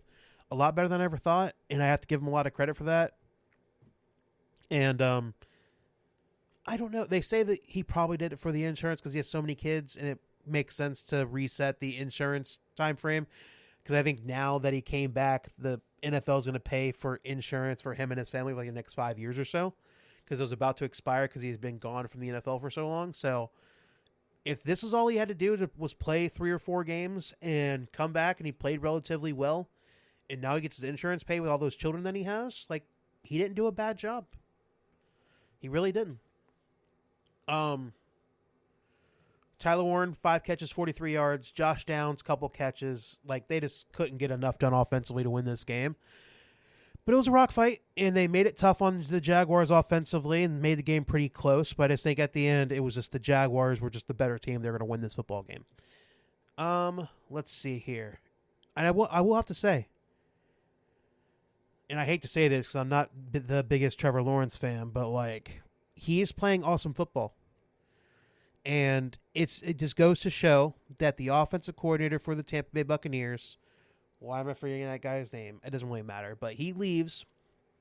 He goes to be the head coach for the Jaguars and the play caller, and it just goes to show that Trevor Lawrence, after getting the new play caller, is now playing the best football of his career. And then you see Baker Mayfield playing some of the worst football of his career. Again, they say he's injured, so that may be a part of it. But it just he's not playing his best football right now, and they're not looking great offensively as of this year after the coach moves on, and it's just kind of crazy to see how that goes. So I do have to give the Jags a lot of credit. They're playing great football. Trevor Lawrence is playing awesome. He's running the football with his legs a lot more. And I think that it's kind of unlocked his game. He's playing a lot better football, so I have to give him a lot of credit for that. It remains to be seen if he can keep doing that in the playoffs and playing his best football when the lights are brightest. But as of right now, I have to give Trevor Lawrence a lot of credit. He's playing some great ball. Next game, Tampa Bay at Miami. Miami wins the game 20-17. Baker Mayfield played better in comparison to what he's been in the past weeks, but he had two very bad picks that he threw in big moments that ended up losing them this game. He went, other than that, Baker Mayfield 33 of 44, 2 touchdowns, 2 picks. He had 346 yards passing. They couldn't run the football at all in this game, which was kind of crazy because, Miami is not good at stopping the run whatsoever. And Bucky Irving had 19 rushing yards off 9 carries, so that's nowhere near what Bucky Irving usually is. The offensive line for the Tampa Bay Buccaneers did not have a good game at all in this game. McMillan, the wide receiver for Tampa Bay, was the best guy. He had 7 catches, 114 yards. Chris Godwin had 7 catches for over 100 and a touchdown. Mike Evans had a touchdown. He only had 3 catches for 31 yards. Emeka Egbuka kind of tailed off at the end of the year. He was having such a hot season the first half of the year. Got the hamstring injury, and then he had never been the same since. And he only had 3 catches for 20 yards. He did barely anything in this game. And like I said, Tampa Bay played, their offensive line played terribly, and their defense could not stop anything. But Baker Mayfield with those 2 bad interceptions, especially at the end of the game where they had a chance to go win it, and he threw the bad pick. Tampa Bay is just kind of falling apart at the seams, man. And it's crazy that as bad as they have been, they still have a chance to go beat the Carolina Panthers next week, and they can still make the playoffs by winning the division, which is kind of insane because of how bad Tampa Bay has been as of recently. But getting to Miami, their side of this game, Quinn Ewers played a decent game, 14 of 22, 172 yards, 2 touchdowns and a pick. 2 touchdowns, 0 picks. He made some real plays, and he got the ball down the field. They were making some plays that he helped out the running game. And as a 7th round pick, again, the Miami with the pick they're probably going to have, if they have a chance to get a quarterback, they will. I don't think Quinn Ewers has showed he's going to be their next guy for a long period of time, but I think he has shown that there is some potential there if they kind of keep pouring into him. And if they can't find a quarterback in the draft that they really like, that Quinn Ewers could be a guy that can maybe become something if they give him enough time. He played fine in this game. Davante Adams, 18 carries, 83 yards. Their backup running back had 5 carries for 56. They ran the football for 145 total yards in this game. Again, not really the biggest feat because of how bad Tampa Bay's defense has been this year. But I think Quinn Ewers played very good and made some very big plays in this game to kind of help out that offense. Receiving-wise, Theo Weiss, 1 catch, 63 yards and a touchdown. Their tight end, Greg Dulcich, 5 catches, 58 yards and a touchdown. Devon Achane had 29 yards receiving. And it's just Miami with their offense showed a little bit of life in this game, again, against a very bad Tampa Bay defense. But their offense has been so bad this year that I do have to give Quinn Ewers some credit. He went out there and he showed himself at least to be a effective quarterback in this game. And again, there was times that it didn't that was even possible for him in the NFL. So give him a lot of credit. He had a very good game against Tampa Bay. Next game, New England going to the Jets. It didn't really matter.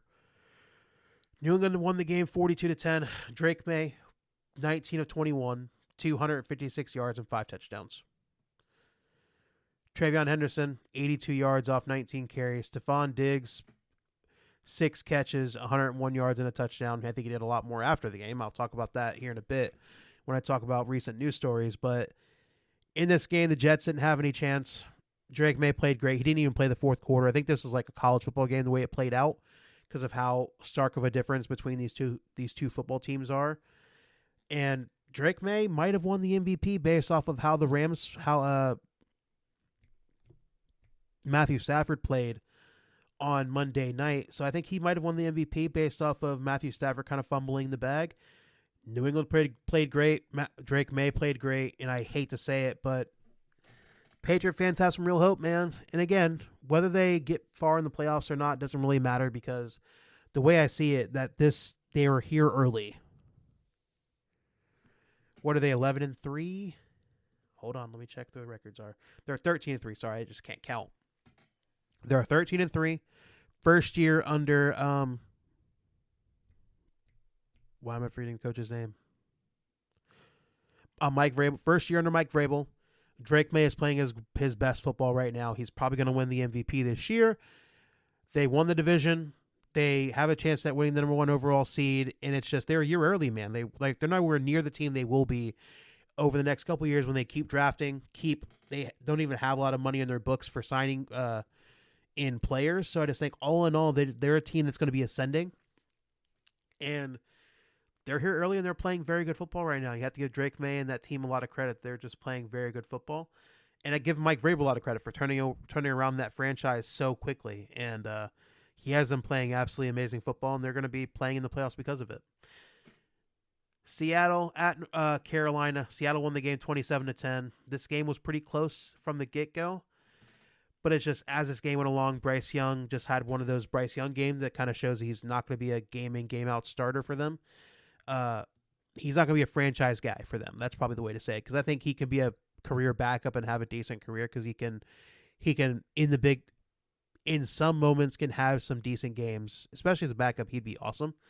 Bryce Young had 14 of 24 for 54 yards and a pick. Again, against a very good Seattle defense, but it's just that being that inept offensively is kind of insane.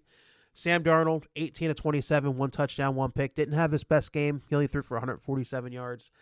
Zach Charbonnet was leading rusher for Seattle in this game. He had like 18 carries, 110 yards, and 2 touchdowns. JSN, 9 catches, 72 yards, normal JSN type of day. He didn't have his touchdown, though, so that is one thing he didn't have in this game that he usually does. A.J. Barner, 3 catches, 43 yards, and a touchdown. But it's just Seattle didn't play their best offensively, but defensively they can suffocate you, and that's what Carolina had to deal with in this game. Like I said, Bryce Young didn't have a good game. They only ran the football for like just under 100 yards, and it's just the Panthers did not have any chance to win this game the way that Seattle defense was playing. And that was even with Sam Darnold not having his best day, and it's just like they won this game convincingly. Again, against a mediocre Carolina team at best, but Seattle did what they had to do. And now they're going to be going into next week against San Fran, battling for the number 1 overall seed in the NFC, having the bye and then having home games as long as they're playing in the playoffs. So Seattle did what they had to do, took advantage of the situation, and got out of there and won the game without much of an issue. Next game, the Giants going to the Vegas. Giants won the game 34-10. Jackson Dart played fine. He threw the football for just over 200 yards. He went 22 of 30. They ran the football relatively well. Wan'Dale Robinson, 11 carries, 113 yards. This Raiders team just sucks. They didn't have Max Crosby because they wanted to sit him. They say he has a knee injury, but then he posts on Sunday a video on Instagram of him going out there playing basketball with his children. So who knows how injured he actually is and whether he actually needs surgery or not. So who knows? Like that's a whole saga within itself. It's a very bad Raiders organization. Geno Smith did not play well out there. 20 of 28, 176 yards, 1 touchdown, and 2 picks. I think he managed to. He got hurt late on in that game and had to leave. Kenny Pickett had to come in and play. Genty, 16 carry. Ashton Genty, 16 carries, 60 yards. Didn't really do much else outside of that. They really couldn't get their offense going whatsoever. They didn't have Brock Bowers in this game, so that definitely hurt their offense a bit. Michael Mayer, the other tight end for them, did have a good game. 9 catches, 89 yards. But it's just, they just weren't able to stay in this game whatsoever, especially with New York being able to run the football as well as they did. Like I said, Tracy had 14 carries, 62 yards. Jackson Dart had 9 carries, 48 yards, and 2 touchdowns. And then Devin Singletary had 8 carries, 45 yards, and a touchdown. I had 3 touchdowns just rushing. So all in all, they just played a lot better game all around offensively. It's just the Raiders are just a bad organization that even though the Giants are bad, there's even a gap between what the Giants and the Raiders are for what they are looking like as football teams. And Giants played a very good game. Credit to them. Let's see. This was the next game here. Philadelphia going to Buffalo. Philadelphia won the game 13-12. This was 3 quarters of Buffalo playing at like absolute garbage. And whether that was, again, it was very bad weather. It was an absolute downpour for most of the game. The Eagles defense, I think, really has turned themselves around. Like, they've gotten better throughout the year, and I think they're playing their best football right now. So I do think they have to give the Eagles defense a lot of credit for Josh Allen playing as badly as he did for 3 out of the 4 quarters that he was playing in that game. But even still, even with the Eagles defense playing as well as they did, it was in the Philly did what they normally do. They have a very good one half, and then the other half they play like garbage. In the first half, Philadelphia scored 13 points. Jalen Hurts, 13 of 27, 110 yards. Saquon Barkley, 19 carries, 68 yards. A.J. Brown, 5 catches, 68 yards. It was the first half, Philadelphia was able to play relatively well offensively, at least with the weather, with how bad as it was. And I think in the second half, they had negative yardage passing in the second half. They had like a negative 11 yards passing. I'm not sure about the exact number, but I knew it was negative yardage when it came to passing in the second half, while Buffalo, in that fourth quarter with how bad Philadelphia was able to come back in the game. Josh Allen, 23 of 35 for 262. James Cook, 20 carries, 74 yards. Brandon Cooks, 4 catches, 101 yards. And it's just Buffalo Bills in that fourth quarter were able to turn on a little bit. Josh Allen was able to, I think this game came down to Josh Allen having 3 big mistakes. The one was where they were I think this was in the second half. They were in field goal range, and Josh Allen was trying to make a big play on third down and took like a 20-yard sack. And then it took him out of field goal range. That was a big mistake that he made. He also had the fumble that happened, which I don't think was a fumble. I think was kind of close, but it could have gone either way. I don't think it was, but the referee saw differently. So the fumble that he had that they lost, that turned into points for Philadelphia. That was a big mistake that he had. And then at the end of the game, where Buffalo came all the way back and they scored the touchdown with Josh Allen having his second rushing touchdown of the game, they go for 2 at the end, trying to win the game instead of going to overtime, which I understand the decision because the way that game was going, and with Josh Allen looking a little bit gimpy in that game, I think he has an ankle injury or something like that. They said he had X-rays and everything came out negative, so I think he will be able to play. He's not going to be hurt long term, but he was a little bit gimpy. And the way that game was ending and they had all the momentum on their side, I understand them going for 2. But once they had that play go on and Josh Allen had an open, I think who was open? It was Khalil Shakir, I believe, open in the back of the end zone. All he had to do was hit the pass and he missed it. Again, he'll make that pass 99 times out of 100, but this was just the one time that he was going to miss that play. He totally missed him. It was such an easy play to make and he didn't make it. Again, this is a guy of his talent. For a guy of his talent, that was an easy play to make, and he just didn't make it in that game. But I understand them going for 2. I could have seen it go. I understand it either way. If you wanted to kick the extra point and go to overtime, I understand that because of how bad the Eagles were offensively in that second half. Why not go for it in the overtime and see if you could just kind of get the win there? But then I also see the Buffalo Bills wanting to take advantage of the moment. They had all the momentum on their side. Again, the play turned out to be a good play as long as Josh Allen makes that pass, and unfortunately, he just didn't make it. And so I understand it both ways. I'm not necessarily mad at them, but I just think that the Buffalo Bills defense was part of the reason why Philadelphia played so bad in that second half. So you do have to give the Buffalo Bills a little bit of credit. But this has been the Eagles' MO all year long, is having one good half, decent half of football offensively, and then the second half, the other half, they play terribly. Whether it happens in the first, second half is a different question. But usually it's one good half of football offensively for the Eagles, and the other half they play terribly. So I do think that if Buffalo's defense is going to be able to play better defense like that and like kind of hold down teams, I think it'll give Josh Allen a little bit more wiggle room to not necessarily have to be Superman on every single play.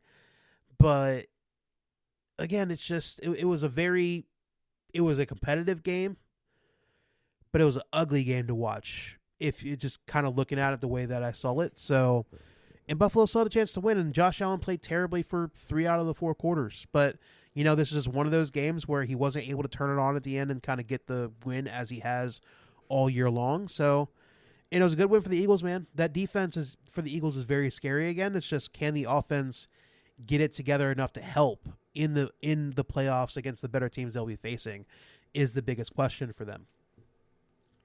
To the Sunday night football game, where are we at time-wise? Hour 30, not too bad. I'm doing better time-wise than usual. Sunday night football, Chicago at San Fran. This was the game of the day. San Fran won the game 42-38. This was an absolute, when they say barn burner, does that mean it's a good game or a bad game? Doesn't matter. It was an awesome game all around. It was all offense, though. Neither defense could really get a stop at all until maybe the San Fran a little bit in the fourth quarter at the very end. But either way, it was like Caleb Williams probably had his best game as a pro, 25 of 42. Not very efficient, but he was still very explosive. 25 of 42, 330 yards, 2 touchdowns. DeAndre Swift had 54 yards rushing off 9 carries and 2 touchdowns. I think they ran the football for like 110 yards in this game, Chicago did, so very good on them for that. Luther Burden was the leading receiver for Chicago in this game, 8 catches, 138 and a touchdown. Colston Loveland, the tight end, had 6 catches, 94 yards and a touchdown. And this was without, why am I forgetting the wide receiver's name for them? It's their best guy. I'm forgetting his name. Hold on. This is without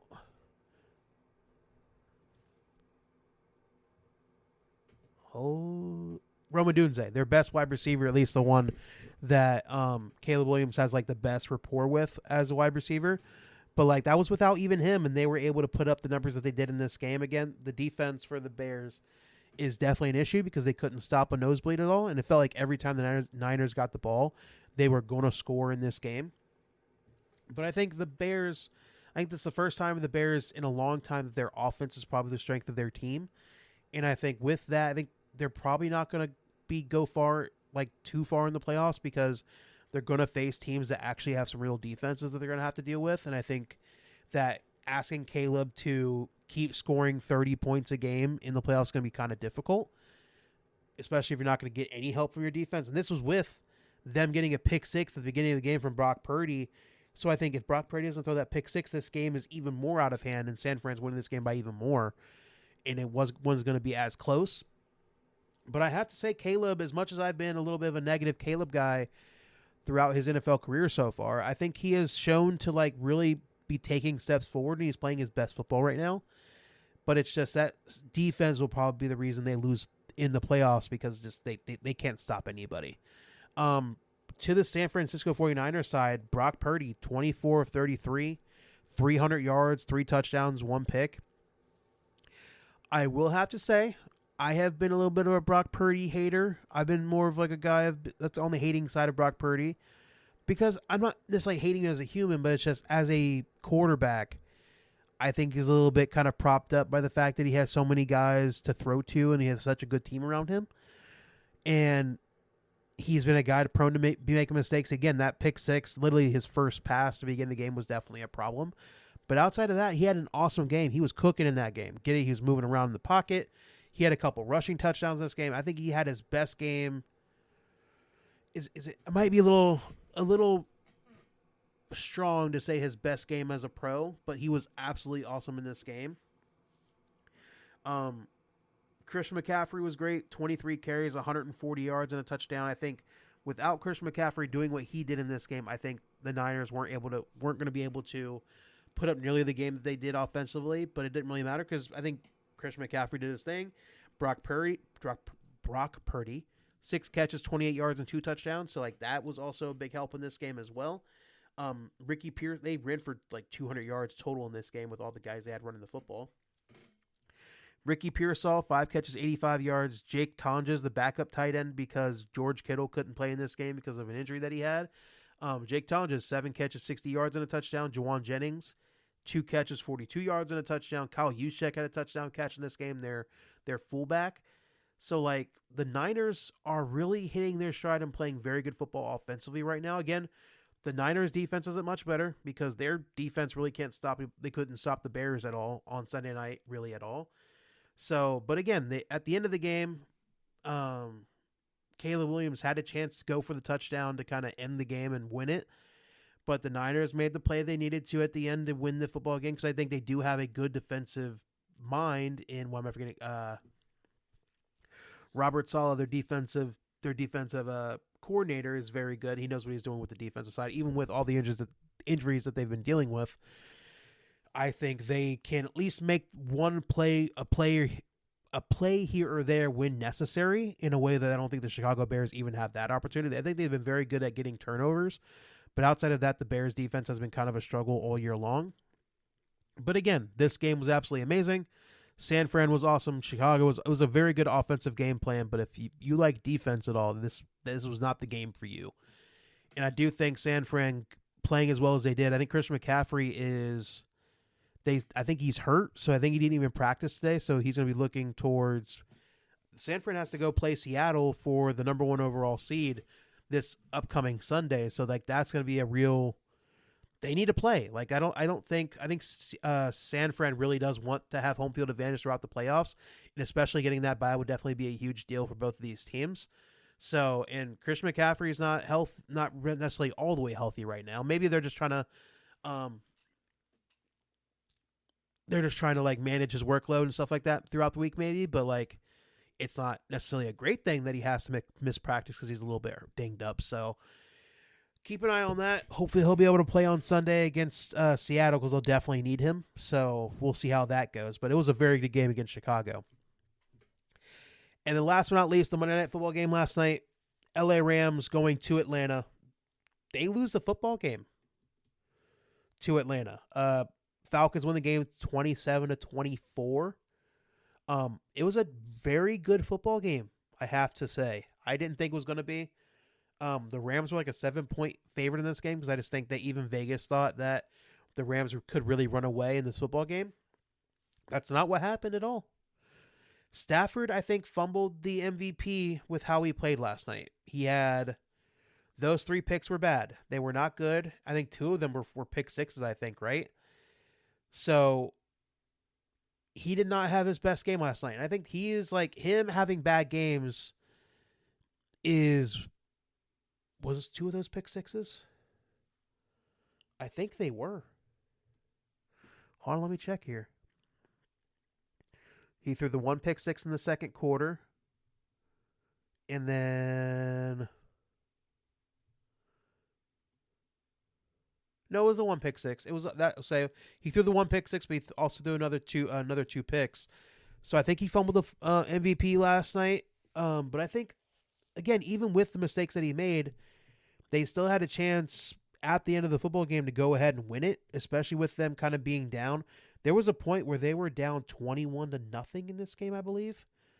I think that's how they went into halftime, right? Yeah, they were down at halftime 21-0. And the Rams still managed to come back and like have a chance to win the football game at the end. So I'm not going to say the Rams are definitely leaking fluid right now when it comes to how they're not really playing their best football here at the end. I do think not having Davante Adams playing for them is definitely a hindrance on what they have been as of recent, because without Davante Adams on the other side of Puka Nacua, I think it really does allow defenses to focus in on Puka. I think last night Puka did not have a great game. I think he had like 1 big catch that was nullified due to like a holding call. But outside of that, Puka 5 catches, 47 yards and a touchdown. So he did not have his regular explosive game that he has had throughout the year. And with those picks that Matthew Stafford threw, they still ran the football relatively well. They had 115 yards total rushing in this game. Kyron Williams, 13 carries, 92 yards. Blake Corum got hurt, so wasn't able to play a full game. He still had 6 carries and 18 yards. But Xavier Smith was leading receiver in this game. He had 4 catches, 67 yards. Terrence Ferguson, their tight end, had 2 catches, 54 yards and a touchdown. Like I said, Puka had the 47 yards off 5 catches and a touchdown as well. But it's just without Davante Adams on the other side, I think it really does allow defenses to be able to focus in on Puka. I think it makes their offense a lot easier to deal with. But again, they're saying Davante Adams will definitely be healthy by the time the playoffs start, and they just weren't. I think he was doing pregame warmups last night, and he looked relatively good. But they're saying it's a hamstring injury, so they just want to they want to be overly cautious and make sure that once he's able to come back, there's not going to be any setbacks, and he's have to leave again because it makes the injury kind of worse if you try to come back too early.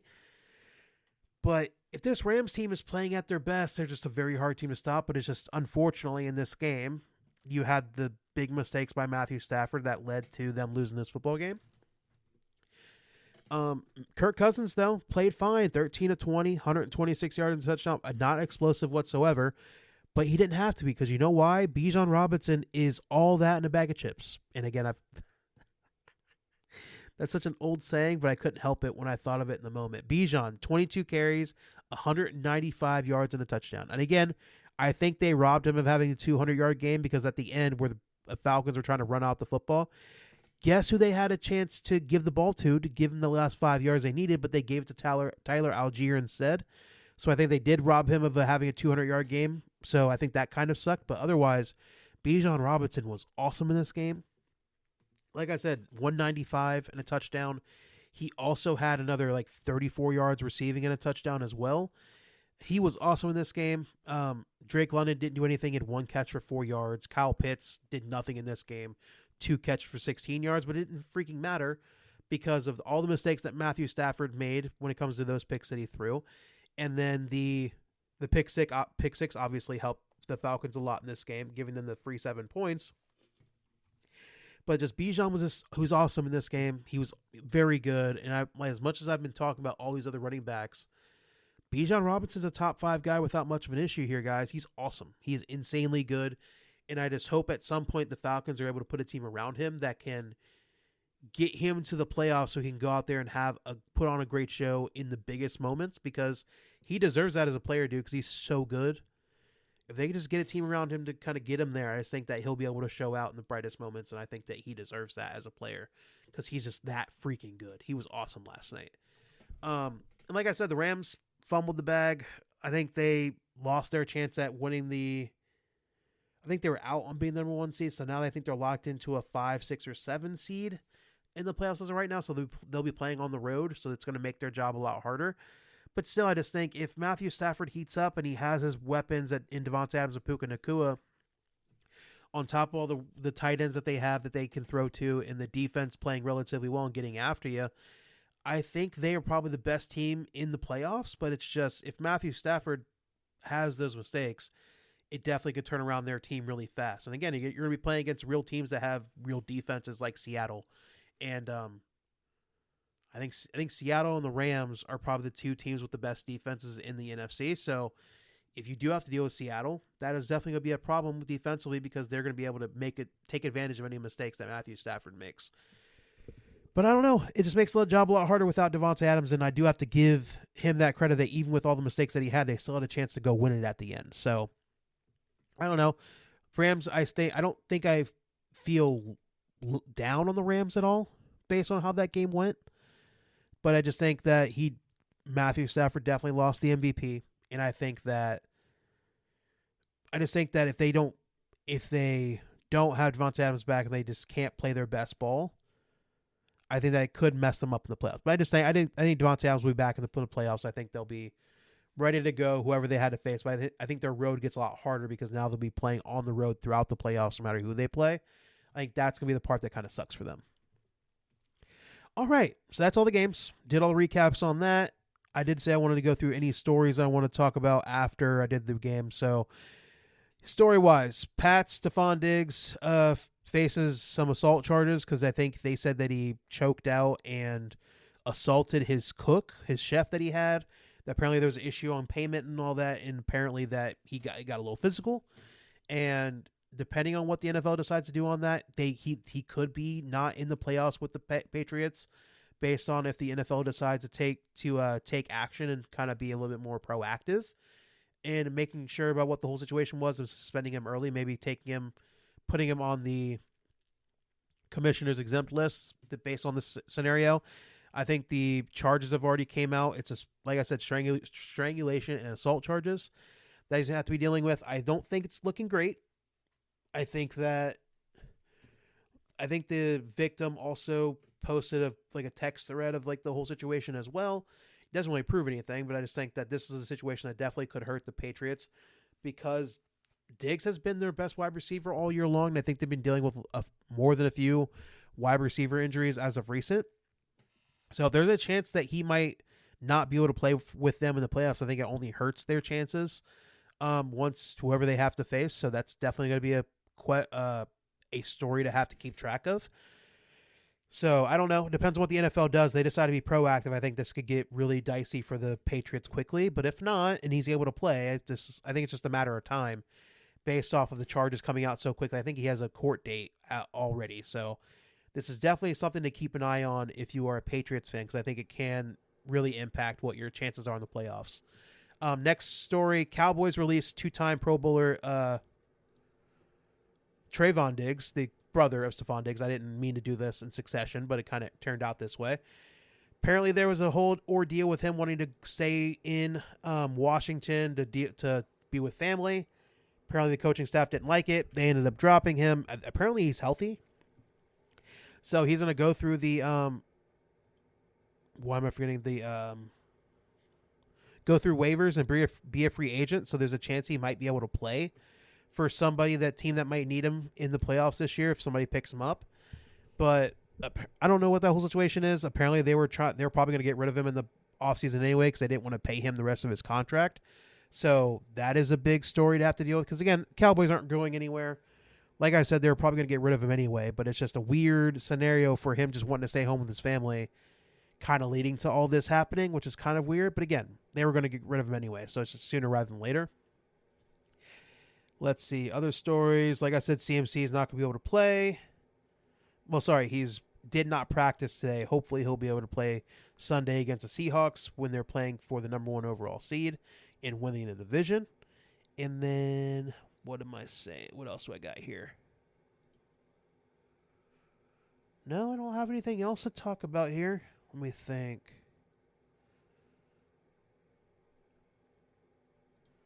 Hold on, I'm just checking to make sure I don't have any other stories I want to talk about. TJ Watt could play next week against the Ravens, coming off of the surgery that he had to fix the collapsed lung that he had a couple weeks ago. They said he might be able to play to come back and try to help the Steelers win that game to get to the playoffs. Again, who knows whether he'll actually be able to help us out in that scenario or not. I think that has yet to be seen. But if he can play, it's only going to help because I think the Steelers' defense, as of recently, have actually been playing relatively well even without him. So the chance to have him out there, have relatively fresh legs, if he can be effective, I think could be a help for the Steelers. Again, doesn't really change how I feel. I'm very negative, and I think we probably lose that game. But having TJ Watt out there could definitely be a help. Let me see. I don't have anything else. No, I don't have any other stories I want to talk about here. So I really don't have anything. So without all the stories are done, did all the recap for all the games from Week 17. There's no Thursday night football game to talk about because they're going to end up playing most of their games on Saturday. I think they're going to be playing 3 games on Saturday. And then, hold on here. Let me make sure I have the schedule right. Schedule for Week 18. So no Thursday game. They're going to have 2 games on Saturday, and then they're going to have the rest of their Sunday slate with the Monday night football. Sorry, was that Sunday night or Monday night? No Monday night football, so it's going to be the 2 games on Saturday, and then you have the Sunday slate with the Sunday night game being the Baltimore Ravens game against the Steelers, playing for the win of the division and making the playoffs. So it definitely makes sense they made that the Sunday night football game. So we'll make sure to do our next pod, I think, on Friday. where we'll be able to do the recap of all the college football playoff games that happen over the next couple days in the second round. And then we'll do the previews of all of the games that are happening on Saturday and Sunday for Week 18 in the NFL. So that'll be our next pod. Hopefully we'll have both me and Jace there. But again, I'm not going to guarantee anything. He's dealing with a lot when it comes to moving and all of that. So if it is just me doing it, it'll be what it's going to be. I'll try to come out, do what I got to do. If it is just me, if not, if it's me and Jace, you'll get the best of what we are. So that's about it. So without further ado, let's kind of go ahead and end the podcast here. If you've been listening for a while, we appreciate you. If you're just now jumping on, hopefully you like us and enjoy us enough to join us on this ride of talking about sports in the dumbest way possible. If this is the first one you listen to with just me here, hopefully you go listen to a different podcast with both me and Jace on, so you get a better idea of what we are at our best when you have both of us on as co-hosts, as brothers, sitting here talking sports, talking shit, jokes are going all around. That is what we are at our best. So hopefully you can go listen to a different pod, and that has us both on to get a better idea of what we are when we are at our best. And then if you do like us and enjoy us enough to join us on this ride, we will appreciate it if you could do a couple things for us. Make sure you like our podcast, subscribe to the podcast, and rate the podcast 5 stars. Wherever you listen to us, we're pretty much available on all audio platforms out there. And if you do enjoy us, hopefully you can share our podcast with friends, family, enemies, anybody you feel like can enjoy the podcast we put out on a weekly basis, with it being 2 times a week during football season. We would love if you can do that. And then last but not least, if you could follow us on Twitter and or X, whatever you would like to call it, at JB Sports Pod is the podcast handle. At Javante Boozer is my handle. And at Jace Boozer1 is Jace's handle. And without further ado, this is where we end it. So have a great day. Have a great night. Have a great holiday. Happy New Year. And that's about it. So goodbye, y'all. See y'all next year. I hate that joke, but yeah, we'll see you in a couple days.